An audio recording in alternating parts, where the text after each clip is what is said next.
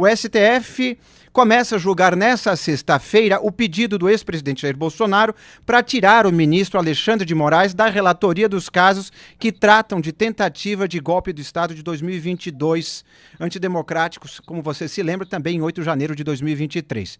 Em fevereiro, o presidente da Corte, o ministro Luiz Roberto Barroso, já havia negado o pedido, que agora vai para plenário virtual.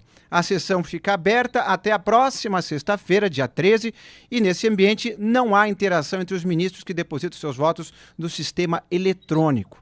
Além da solicitação de Bolsonaro, outros 191 pedidos de réus dos casos relacionados foram negados pelo presidente do STF. Todos seguiram a mesma argumentação, segundo a qual a imparcialidade do julgador está comprometida por ele ser também alvo da trama golpista. E para falar disso, eu já chamo o nosso querido Wilson Lima, direto de Brasília, com participações do nosso Duda Teixeira. Wilson, bem-vindo de volta. Então, Inácio, a pergunta que eu quero fazer, inclusive para o Duda, para me ajudar nessa análise, é a seguinte: vocês acreditam que o Supremo Tribunal Federal vai tirar o inquérito que investiga o Jair Bolsonaro das mãos do Alexandre de Moraes? Eu, sinceramente, aqui eu rasgo meu diploma no ar se isso acontecer. Assim, eu rasgo meu diploma no ar se isso acontecer. Isso não vai acontecer de jeito nenhum. O Supremo não tem clima, não há clima para o Supremo Tribunal Federal tirar as investigações das mãos do ministro Alexandre de Moraes. Obviamente que o ex-presidente da República também sabe disso. Então, na prática, esse pedido ele tem um caráter mais de você construir de fato uma narrativa ou de você intensificar o discurso relacionado à perseguição do Supremo Tribunal Federal. Embora o pedido tenha um detalhe que de fato é importante, acho que aí o Duda pode me ajudar nessa análise. Tem um ponto que é importante. Em vários momentos, o ministro Alexandre de Moraes se manifestou como integrante desse processo, como vítima desse processo. E aí, se você for seguir de fato o devido processo legal, não tem como você ter o mesmo juiz que investiga, mas ao mesmo tempo julga, mas ao mesmo tempo é vítima. Fica aquela coisa quase onipresente do ministro Alexandre de Moraes em todos os aspectos. Então, me parece, não é, Duda, que esse caso em específico, o Supremo não vai recuar, mas de fato tem um mérito aí do ex-presidente da República, porque não faz o menor sentido você ser réu, você ser autor, você ser vítima, você só está faltando o ministro Alexandre de Moraes servir cafezinho para ele mesmo nesse processo. Só que a questão do cafezinho eles não fazem porque eles têm servidores para isso. Essa questão já está errada desde o começo. O Alexandre de Moraes, ele é uma das vítimas ali no inquérito, então não era para ele ter sido o relator dessa investigação, era para ter deixado para outro, mas foi uma iniciativa dele pegar todas as coisas, não teve muita resistência entre os outros ministros do STF, que meio que deixaram a coisa para ele mesmo. Aliás, a gente tem visto nas manifestações os outros ministros do STF só validarem essa questão do Moraes pegar e assumir tudo. E aí, eu acho que é um dever até dos advogados de defesa, do Jair Bolsonaro, de todos que estão ali citados no inquérito, apontarem para esse problema, porque realmente é um problema. A PGR deveria levar isso em consideração, porque, por enquanto, o Alexandre ele é uma das vítimas no inquérito, ele foi, então, o relator que meio que conduziu ali a investigação, autorizando a operação de busca e apreensão, pedindo a coleta de provas, coisas do tipo, mas no futuro ele poderia ser até o juiz do caso, né, se ele não se declarar impedido. E o STF tem sido muito omisso sempre que isso acontece. Então, é importante que isso seja dito porque realmente está indo contra o Estado Democrático de Direito, né? As regras do jogo não permitem que o cara seja juiz, a vítima e o acusador e o investigador. Pois é, pois é. E agora vamos continuar falando de STF, mas de outro aspecto do STF. O Supremo Tribunal Federal voltou a julgar na quinta-feira a validade das regras que tratam da responsabilidade das plataformas digitais diante de conteúdos publicados por usuários. A quarta sessão sobre o tema teve a conclusão do voto do ministro Dias Toffoli.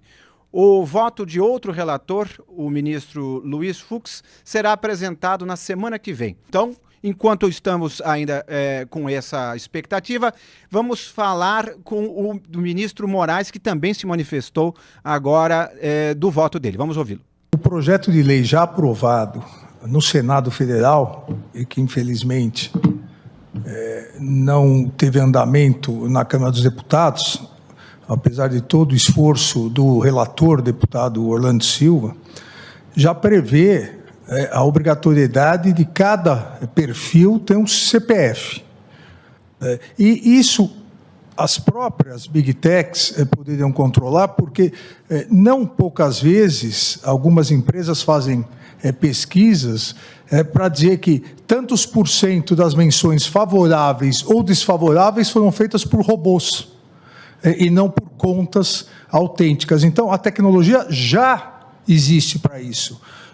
A inteligência artificial já existe. Basta ver que, não poucas vezes, e talvez seja uma das coisas mais chatas que existe, você vai entrar em alguma coisa, pergunta, você é um robô? Daí você fala, não. Aí vem, clique onde tem semáforo, né? Você clica o semáforo, nunca dá certo. Só dá certo na terceira vez ou quarta vez, porque acho que o robô não tem tanta paciência quanto o ser humano. Então, para isso já existe, por que não? Para os perfis inautênticos. Falta boa vontade. E falta boa vontade, Vossa Excelência já disse, o ministro Flávio aqui, porque, na verdade, isso é o desenho do negócio. Ter mais robôs, ter mais ofensa, mais discurso de ódio, monetizar e ganhar mais dinheiro. Então, nós temos que optar se nós vamos permitir um verdadeiro capitalismo selvagem nas redes, ou se nós vamos colocar a Constituição dentro das redes também. Quem também falou foi o ministro Luiz Fux, que, como disse, votará semana que vem. Vamos ouvi-lo. Quem reproduz essas informações todas é o robô. Nós estamos tratando de liberdade de expressão de pessoas, quando, na verdade, no fundo, o grande protagonista dessa circulação de todas essas informações, ou falsas ou verdadeiras, ou dirigidas para as bolhas que eles próprios criam, é a inteligência artificial. A culpa é do robô. A mão invisível da inteligência artificial. Muito se fala da mão invisível do mercado. Mas existe a mão invisível da inteligência. De regular as máquinas. A mão é invisível, mas o cérebro é visível. E os lucros mais ainda. São as maiores empresas do mundo. É a teoria do risco, na verdade. Né? A lei brasileira de 1912 já impôs a teoria do risco para as ferrovias. E o que era a ferrovia? Se não uma via de comunicação.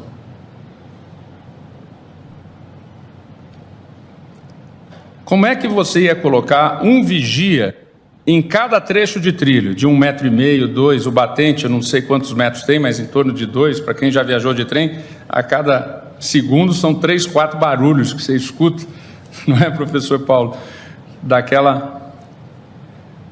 Os trens de Minas Gerais, ministra Carmen Lúcia, cantadas em músicas de Brant, letras de Brant e melodias de Milton Nascimento e voz de Milton Nascimento.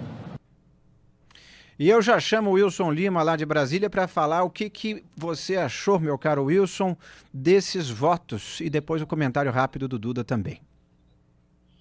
Eu vou pegar a nostalgia do Dias Toffoli para lembrar outra coisa, e aí eu vou entregar logo pro Duda para ser bem sucinto. Ô, saudade dos votos do Celso de Mello, viu? Nossa senhora, que saudade, porque eram votos longos, mas eram votos substanciais, consistentes, um voto calcado na lei. Não se eu consigo acessar o CAPTCHA, se eu consigo pegar o trem, se, enfim... Duda, vou te falar uma coisa, saudade desse tempo em que os ministros do Supremo Tribunal Federal se atinham à Constituição, às leis e proferiam votos mais densos sobre as questões que afetam o nosso cotidiano. Acho que essas declarações do Toffoli foram patéticas, constrangedoras. Ele parece que realmente não entende nada de redes sociais, já tinha falado bobagem antes. Ele estava dizendo ali que, olha, aquele policial que jogou uma pessoa, um jovem, de uma ponte, que isso daí é uma coisa que, olha, é muita liberdade de expressão, a liberdade de expressão tem que ter limites, senão esse tipo de coisa acontece. Não faz o menor sentido ligar uma coisa com a outra. Também já disse ali que o site Morte à Democracia, criar um site Morte à Democracia seria um absurdo. Isso não tem impacto nenhum na democracia brasileira. Aliás, criou-se um site, o site foi tirado do ar. É tudo um bando de bobagem. Isso deveria estar sempre com o Congresso, com o Legislativo e não no STF.